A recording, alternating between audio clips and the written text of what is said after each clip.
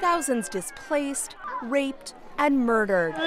Suffering described with one word by a U.S. lawmaker. The word is genocide. Encompassing a tragedy of enormous scope, as described by the head of the House Foreign Affairs Committee. 600,000 Rohingya people driven from their homes in recent months, forced to cross the border into Bangladesh. Hundreds have been killed. At least 200 villages have been burned to the ground. Landmines have been placed inside Burma's border with Bangladesh, maiming refugees who are seeking safe haven. There are reports of rapes and all types of violence committed against the Rohingya. A tragedy with an impact that reaches around the world. This is a moral issue and a national security issue. No one is secure when extremism and instability is growing in this part of the world. Efforts to address the crisis have strong bipartisan support.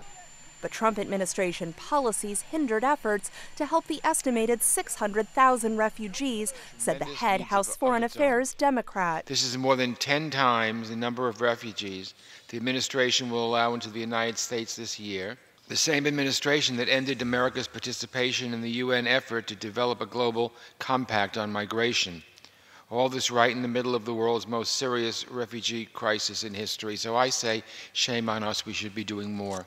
That next step, bills pending in the House and Senate that would impose harsh economic penalties on the Burmese military. The United States certainly cannot solve every problem in the world, but there are some things that we can and that we must do. And imposing sanctions against the perpetrators of atrocities in Burma is one of the things that we must do. And provide aid to refugees. And the goal here is to get those that have been displaced and in general have gone to Bangladesh to allow them to return to Burma, return to their homes.